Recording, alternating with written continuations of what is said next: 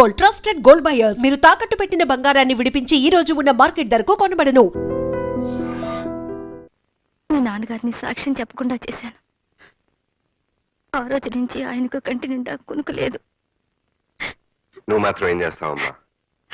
చెల్లి పెళ్లి జరుగుతుందని ఆశపడ్డావు, నమ్మి మోసపోయావు. నా కూతురు పెళ్లి కోసమే అయితే కోర్టులో నేను అలా సాక్ష్యం చెప్పి ఉండేవాడినే కాదు. మాస్టర్ చనిపోతూ సాయిరామన్ నాకు అప్పచెప్పారు. అతని పెళ్లి బాధ్యత కూడా నాదేనన్నారు. ఆ బాధ్యతతోనే నా నిజాయితీని పూడ్చిపెట్టారు. అబద్ధం ఆడకపోయినా నిజం చెప్పలేకపోయారు. అందుకే నాలో నేను కుమిలిపోతున్నాను. ఏమైనా సరే ఆ బుచ్చిబాబుని నేరస్తుడిగా నిరూపించాలి. ఎలా అయినా సరే ఈ పెళ్లి జరిపించాలి. ఆ మద్దతు జరిగినప్పుడు మీరు తప్ప ఇంకెవరు లేరా నాన్నగారు? ఉన్నారు. ఏ ప్రయోజనం? వాళ్ళు వాడికి అనుకూలంగా చెప్తారు కానీ మన తరఫున ఎలా చెప్తారు? అసలు ఎవరెవరు ఉన్నారు? డ్రైవరు, వాచ్మన్, కొడుకు ఉన్నారు.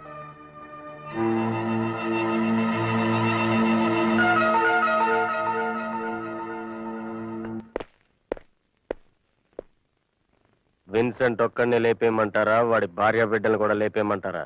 నో, విన్సెంట్ ఒక్కడిని మర్డర్ చేయండి. వాడే నేను మర్డర్ చేయడం చూసిన సాక్షి. All right. ఏమండి, తొందరగా తలపేసేయండి.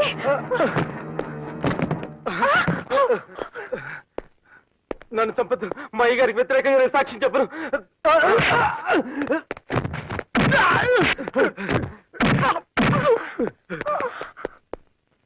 నీకేం భయం లేదు విన్సెంట్? ఆ బుచ్చిబాబు గారు నన్ను బతకనివ్వరు. తెలుసు, అందుకే నేను కాపాడడానికి వచ్చాను. ఇంతకీ మీరు? జడ్జి రామ్మోహన్ రావు గారు అబ్బాయిని. విన్సెంట్ మాస్టర్ని చంపేసి యాక్సిడెంట్ అని పోస్ట్మార్టం రిపోర్ట్ క్రియేట్ చేశారు. ఆయన ఎలా చనిపోయారో నీకు తెలుసు. నువ్వు కనుక సాక్ష్యం చెప్తే. బాబు, సాక్ష్యం చెప్తే బుచ్చిబాబు గారు చంపేస్తారు బాబు. సాక్ష్యం చెప్తావన్న డౌట్తోనే బుచ్చిబాబు నేను చంపాలని చూశాడు. నువ్వు గనక సాక్ష్యం చెప్తే నేను నీకు ఏ హాని జరగకుండా చూసుకుంటా. బాబు, మీరు చెప్పినట్టు నేను చేస్తే నా భార్య బిడ్డలు అనాథలైపోతారు బాబు.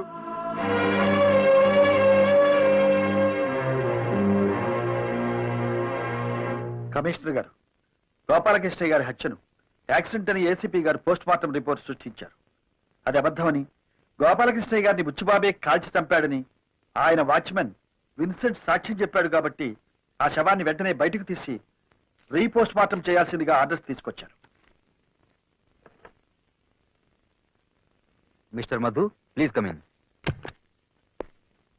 Good morning sir. మార్నింగ్. మీరు క్లోజ్ చేసిన గోపాలకృష్ణ గారి కేసుని రీఓపెన్ చేయండి. ఇదిగో రామ్మోహన్ రావు గారి స్టేట్మెంట్. Yes sir.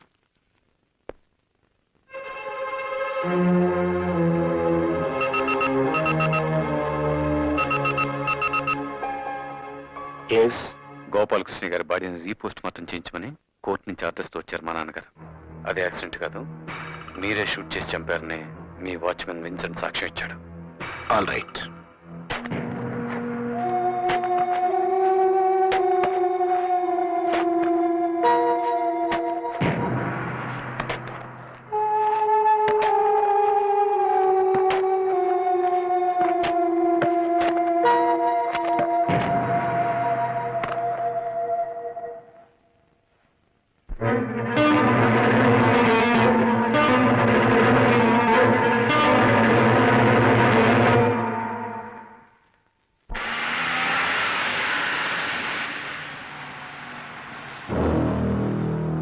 హలో, తండ్రి కొడుకులిద్దరు బాగా దెబ్బతిన్నట్టున్నారు. న్యాయాన్ని పూడ్చిపెట్టడం అంటే ఏమిటో కళ్ళారా చూశారుగా. ఎస్, జడ్జిగా రిటైర్ అయ్యాం. నన్ను రెచ్చగొట్టి జీవితం నుంచి రిటైర్ కావద్దు.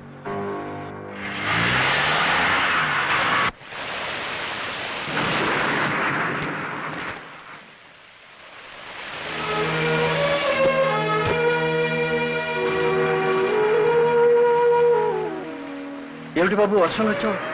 నిన్ను నానమ్మని చూడాలనిపించింది. ట్యూషన్ నుంచి ఇటే వచ్చేసాను. అమ్మ ఇక్కడికి వస్తానంటే కొడుతుంది తాతయ్య. చక్రి, నువ్వు ఇలా చెప్పా పెట్టకుండా వస్తే మీ అమ్మా నాన్న కంగారు పడరు? పడితే పండి, నేను అక్కడికి వెళ్ళను, ఇక్కడే ఉంటాను. నేను అక్కడికి వెళ్తే నన్ను కొడతారు తాతయ్య. కొట్టినా తిట్టినా అమ్మా నాన్నల్ని విడిచిపెట్టి రాకూడదు బాబు. బిడ్డ దూరం అయితే తండ్రి ఎంత బాధపడతాడో నీకు తెలియదురా. హలో సుబ్బారావు గారా, నేను ఏసీపీ మధుర మాట్లాడుతున్నానండి. ఏం లేదండి, మా అబ్బాయి ఇంకా స్కూల్ నుంచి ఇంటికి రాలేదు, మీ వాడికి తెలిసేమోనని. ఒక్కసారి ఇవ్వండి. బాబు, మా చక్రి ఎక్కడికి వెళ్ళాడో నీకేమైనా తెలుసా? తెలీదా? ఏమండి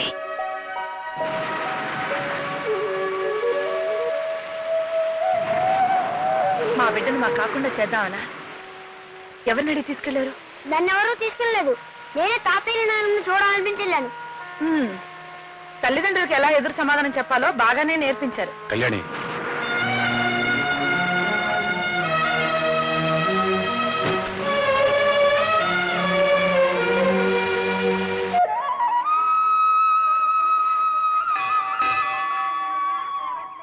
రవి, అమ్మా అది గుడి దర్శనం.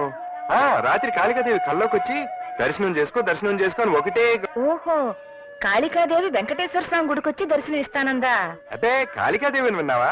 కాదు, అలువేలు మంగాదేవి కల్లోకి వచ్చింది.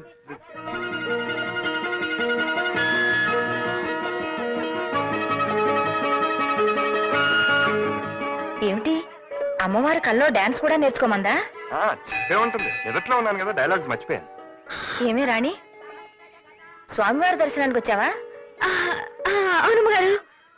రాత్రి స్వామివారి కల్లోకి వచ్చి నా దర్శనం చేసుకో అని నీకు కూడా చెప్పారా? అబ్బా, నిజం అమ్మగారు. అవును, నా కల్లోకి వచ్చినట్టు మీకెలా తెలిసింది? మీరిద్దరూ ఇలా కలుస్తారని నాకు కల వచ్చిందిలే. అబ్బే, అది కదమ్మా, నేను పొర్లు దండాలు పెడతానని మొక్కుకున్నాను, అందుకొచ్చాను. అంతేనమ్మగారు. నేను అంగ ప్రదక్షిణాలు చేస్తానని మొక్కున్నానమ్మా. నేను మొక్కుకున్నాను. నా కొడుకు రవి, కోడలు రాణి కలిసి నాకు పండంటి మనవణ్ణిస్తే వాణ్ణి ఆడించుకుంటూ ఇక్కడే కూర్చుంటాను అని. అమ్మగారు, నేను నిజంగా దేవుడి దర్శనానికి వచ్చానండి. మీ అబ్బాయి గారు ఎక్కడా, నేనెక్కడా? నా మాట నమ్మండి. మాట్లాడరే అమ్మగారు. అమ్మగారు అని పిలిస్తే నేను పలకను. మరేమని పిలవమంటారండి? అత్తగారు అని పిలు.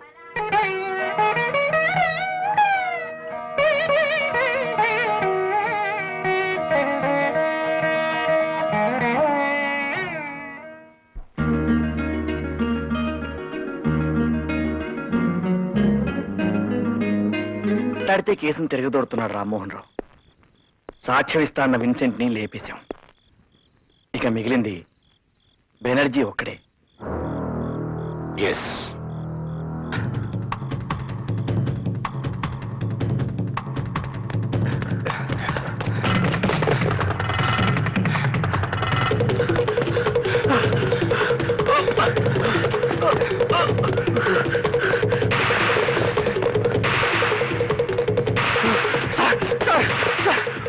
వాడు చంపాలని చూస్తున్నారు సార్.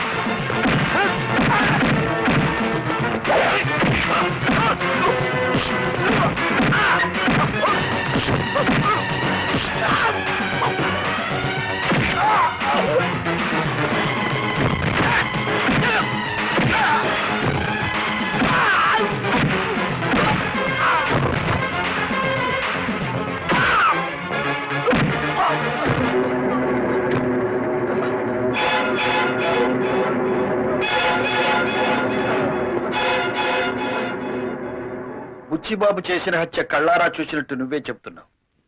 నీకేం భయం లేదు. అదే సాక్ష్యం కోర్టులో చెప్పు. సాక్ష్యం అండి? ఒకవేళ నువ్వు చెప్పపోయిన బుచ్చిబాబు నేను బ్రతకనివాడు తెలుసా?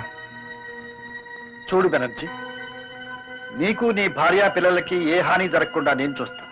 ధైర్యంగా చెప్పు. నేను సాక్ష్యం చెప్తే ఆయన తప్పకుండా శిక్ష పడుద్దండి.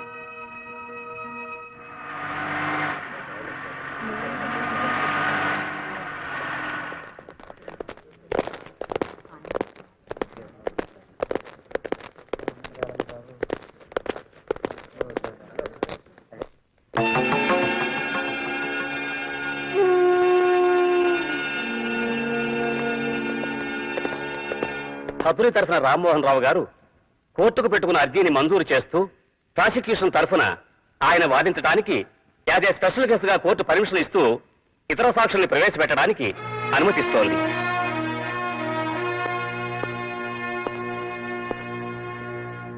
నీ పేరేమిటి? బెనర్జీ అండి. నువ్వేం చేస్తుంటావు? బుచ్చిబాబు గారి ఇంట్లో డ్రైవర్ అండి. విన్సెంట్ అనే అతను నీకు తెలుసా? తెలుసండి. చివరిసారిగా నువ్వు అతను ఎప్పుడు చూశావు? కింద శనివారం రాత్రి అండి. ఆ రోజు రాత్రి విన్సెంట్ హత్యని కళ్ళారా చూసిన నువ్వు ఆ హత్య ఎలా జరిగింది, ఎవరు చేశారు, కోర్టు వారికి చెప్పు. ఏంటండి? విన్సెంట్ హత్య? చచ్చిపోయాడండి? ఏమిటి నువ్వు చెప్పేది?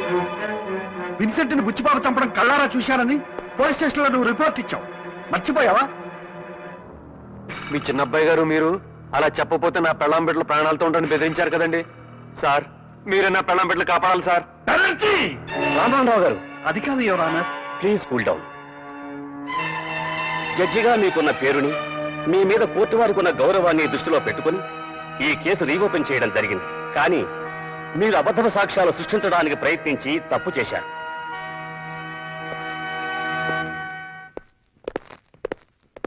ఏమండే చెల్లిస్తుంటే ఆగరంటే? నా మాట విని ఈ కేసు విత్డ్రా అయిపోండి. ఎస్, నేనేమి హంతకుని కాదండి. నోనో, మీరే పట్టు విడమని విక్రమార్కుల్లాగా నా మీద పగబట్టారు. ఈ కేసును తారుమారు చేయాలని మా డ్రైవర్ని మీ మీదకు ఉసుకెళ్ళిపాను. ఎస్, నేనే. చూడండి, మళ్ళీ ఈ కేసు రీఓపెన్ చేయాలని ప్రయత్నం చేశారనుకోండి, మీకు పిచ్చి పట్టిందని మీ పెద్ద అబ్బాయితోనే సాక్ష్యం చెప్పించి మిమ్మల్ని పిచ్చి ఆసుపత్రిలో తోయించారు.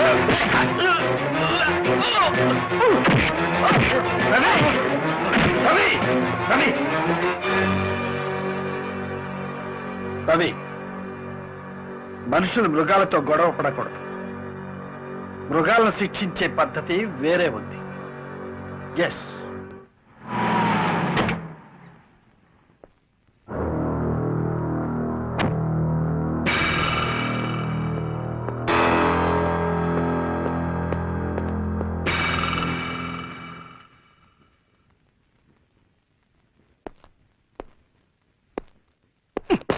సారీ. All right. ఏమిటి, మీరెందుకు వచ్చారు ఇక్కడికి? కంగారు పడక బుచ్చిబాబు. నన్ను ఎప్పుడు చూసినా అలా బెదిరిపోతావు ఎందుకు? నేను పెళ్లికి పిలవడానికి వచ్చాను. All right. ఎవరి పెళ్లి? నీది కాదు, సాయిరామ్ది. Very good. ఇది తెలివైన పని అంటే. చదివి చూడు, అసలు తెలివైన పని ఏంటో తెలుస్తుంది. నో, సాయిరామ్తో మా అమ్మాయి పెళ్ళని కార్డు వేశారండి. అంటే మా అమ్మాయి ఎక్కడుందో మీకు తెలుసా? నువ్వు దాచిన చోట మాత్రం ఖచ్చితంగా లేదు. నిన్ను తప్పించుకుని మా దగ్గరకు చేరింది. మళ్ళీ నీకు కనపడకుండా ఎక్కడ దాచాలో అక్కడే దాచాం. ముందు వాళ్ళ పెళ్లి జరిపించి, ఆ తర్వాత నీ కూతురుతోనే నీకు వ్యతిరేకంగా సాక్ష్యం చెప్పించి, అప్పుడు నీ పెళ్లి నేనే దగ్గరుండి జరిపిస్తాను. అర్థమైందా? రా బాబు, ఏర్పాటు చేయాలి.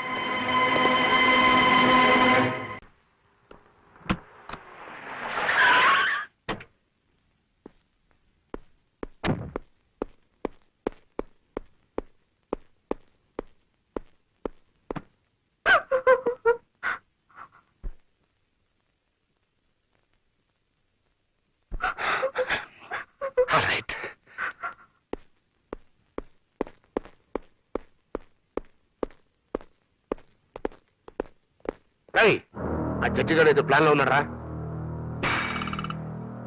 స్వాతితో ఆ సాయిరాం పెళ్లిని శుభలేఖలు అచ్చేసి పంచుతున్నాడు. అమ్మాయి జాగ్రత్త. ఎదుగు బెనర్జీ, వాడు బతుకుంటే మనకి తలనొప్పి తప్పెట్టుగా లేదు. వాడిని తప్ప ఇంకొని పెళ్లి చేసుకుని ఉంటుంది ఆ కూతురు. ఎస్, హాస్పిటల్కి వెళ్ళి వాడిని చంపేసి. All right. Please daddy, Sairam చంపొద్దు డాడీ, ప్లీజ్ డాడీ. సాయిరామ్ అమ్మాయిని తీసుకెళ్ళి. ప్లీజ్ డాడీ, సాయిరామ్ చంపొద్దు డాడీ, సాయిరామ్ చంపొద్దు.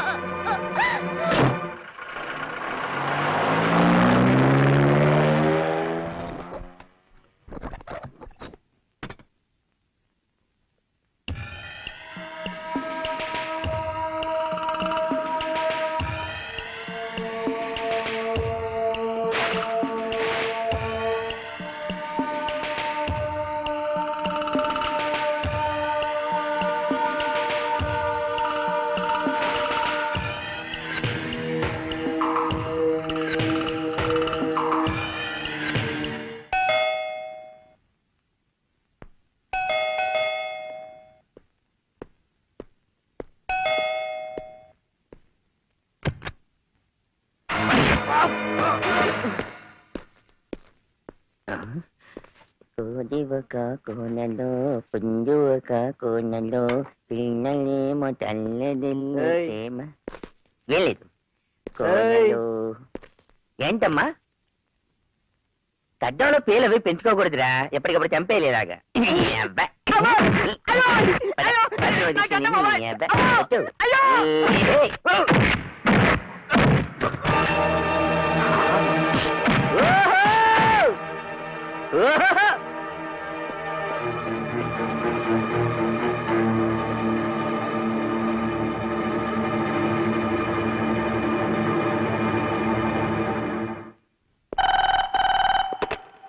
హలో, నా కూతుర్ని నేను దాచిన చోటు నుంచి ఎత్తుకుపోయాడు.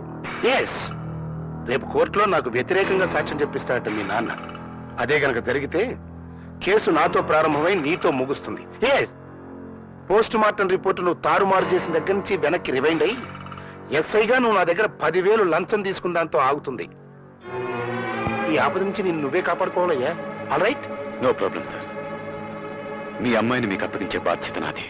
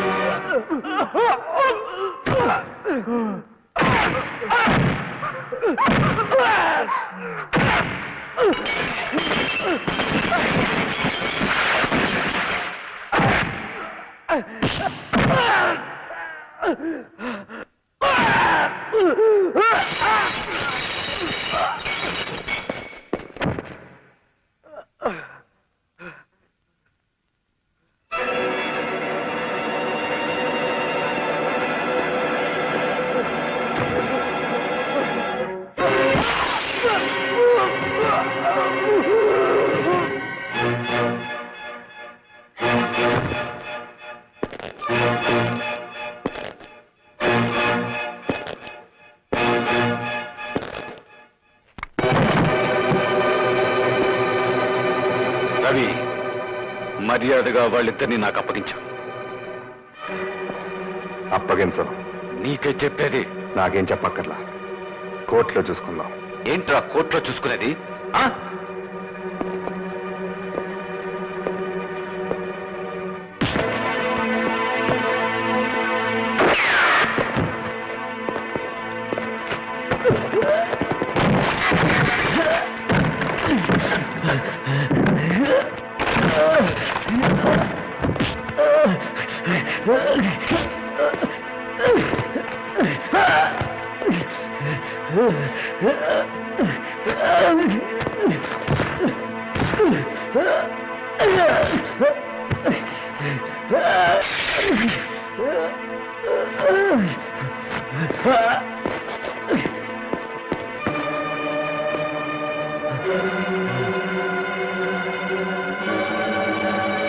ఇటండి.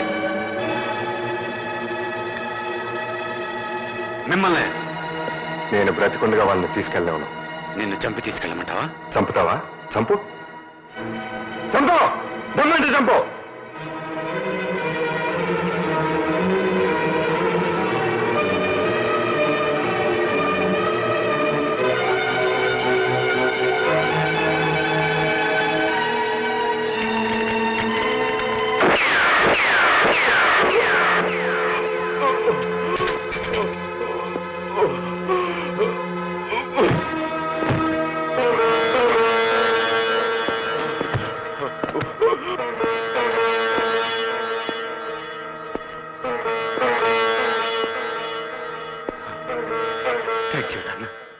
థ్యాంక్ యూ వెరీ మచ్ నాన్న. బుచ్చిబాబు అన్న చిక్కున్నాను. ఈ జన్మలో వెనక్కి రాలేదనుకున్నాను. నాకు విముక్తి కలిగించారు. థ్యాంక్స్ నాన్న. వచ్చే జన్మలో మంచి కొడుకుగా మళ్ళీ మీ కడుపున పుట్టి మీ రుణం తీర్చుకుంటాను అన్న. మీ రుణం తీర్చుకుంటాను.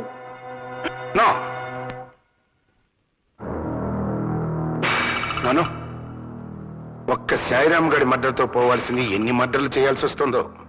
ఆల్ రైట్, ఏం చేస్తాం? నా పరువు కాపాడుకోవడం కోసం ఎన్ని మర్డర్లైనా చేస్తాను. బుచ్చిబాబు,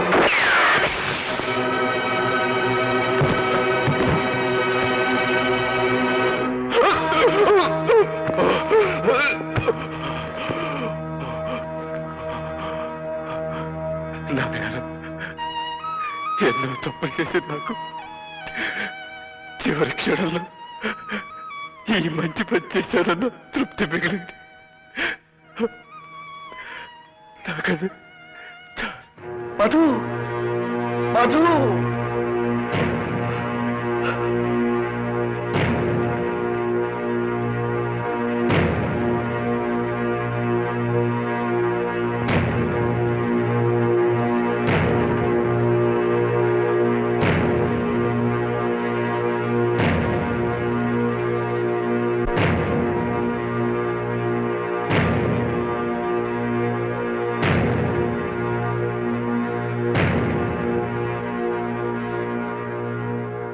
ఎన్నో క్లిష్టమైన కోర్టు వ్యవహారాలలో న్యాయమైన తీర్పులు చెప్పిన మాజీ న్యాయమూర్తిని.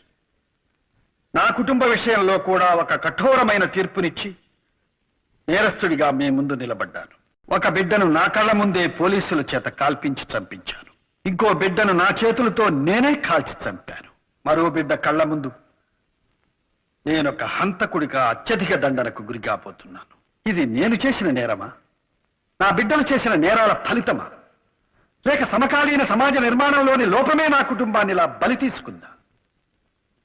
అవినీతి నా మొదటి వాడికి నా వల్ల సంక్రమించలేదే. తీవ్రవాదం మా రెండవ వాడికి నేను నేర్పించలేదే. అశాంతి మా చిన్నవాడికి నేను అప్పజెప్పిపోవడం లేదే. ఇవన్నీ నా కుటుంబంలోకి ఎక్కడి నుంచి చొరబడ్డాయి? ఎవరు దీనికి బాధ్యుడు? ధర్మరాజు చేత అబద్ధం ఆడించింది ఎవరు? భీష్ముడు లాంటి గోపాలకృష్ణయ్య గారిని కూలి చేయించింది ఎవరు? శ్రీరాముడు లాంటి నా పెదబాబుని రావణాసురుని చేసిందెవరు? ఒక న్యాయమూర్తిని హంతకుడిగా మార్చిందెవరు? ఈ ప్రశ్నలకు సమాధానం దొరకందే న్యాయానికి న్యాయం జరగదు. అందుకే నాకు తోచిన న్యాయం నేను చేశాను. ఎందరో నేరస్తుల మరణాలకు శాసనాలు రాసిన నేను నా బిడ్డ నేరస్తుడిగా పట్టుబడబోతుంటే తండ్రిగా మరణశిక్ష నేనే అమలు చేశాను. యువరానా, ఒక రకంగా ఇది హత్య కాదు, ఆత్మహత్య. నా తోటలో నా చేతులతో నాటిన మొక్క వటవృక్షం కాకపోగా విషవృక్షంగా విస్తరించుకుంటుంటే నాటిన నా చేతులతోనే దాన్ని తుంచేశాను. అవును, వాడికి జన్మనిచ్చింది నేను. సావు మాత్రం ఇవ్వకూడదా? ఎప్పుడో ఎవరి చేతుల్లోనో దుర్మరణం పాలు కావలసిన వాడిని కనికరించి నా చేతులతో నేనే చంపేశాను. Yes, it is mercilessly mercy killing, your honour. Mercy killing. Yes.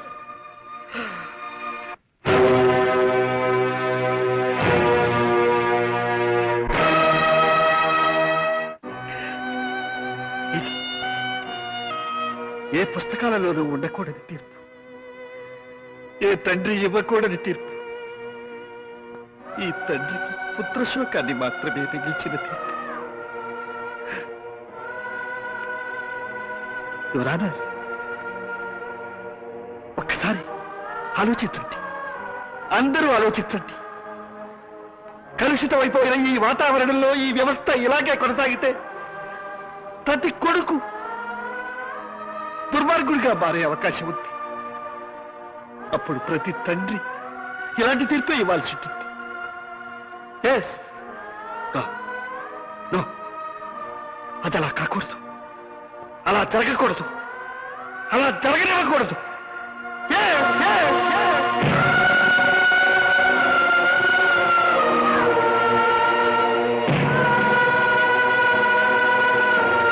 And for more videos, please subscribe to iDream. Please subscribe to iDream. Please subscribe iDream. And please subscribe to iDream. For more videos, subscribe to iDream. please like, share and subscribe to the channel. Congratulations, iDream. Subscribe to iDream. Subscribe to iDream. So subscribe to iDream Media. iDream ki iDream team andarki huge congratulations. Please subscribe iDream Media. Please subscribe to iDream. Subscribe iDream. Please subscribe to iDream. iDream అంటే నా కళల ఛానల్ను subscribe చేసుకున్న నోరు తిరుగుతలేదు, మీరైతే గంట గుర్తు కొట్టండి. For more such videos, please subscribe to iDream. Subscribe to iDream. Please subscribe to iDream. Please subscribe iDream Media. Please do subscribe to iDream. Please subscribe to iDream Media. For best entertainment and information, please subscribe iDream. And don't forget to subscribe to iDream. And for more videos, Please subscribe to iDream. Please subscribe to iDream. Please subscribe iDream. And please subscribe to iDream. For more videos, subscribe to iDream. please like, share and subscribe to the channel. Congratulations, iDream. Subscribe to iDream. Subscribe to iDream. So subscribe to iDream Media. iDream ki iDream team andarki huge congratulations. Please subscribe iDream Media. Please subscribe to iDream. Subscribe iDream. Please subscribe to iDream. iDream అంటే నా కళల ఛానల్ను subscribe చేసుకున్న నోరు తిరుగుతలేదు, మీరైతే గంట గుర్తు కొట్టండి. For more such videos, please subscribe to iDream. Subscribe to iDream. Please subscribe to iDream. Please subscribe iDream Media. Please do subscribe to iDream. Please subscribe to iDream Media. For best entertainment and information, please subscribe iDream. And don't forget to subscribe to iDream.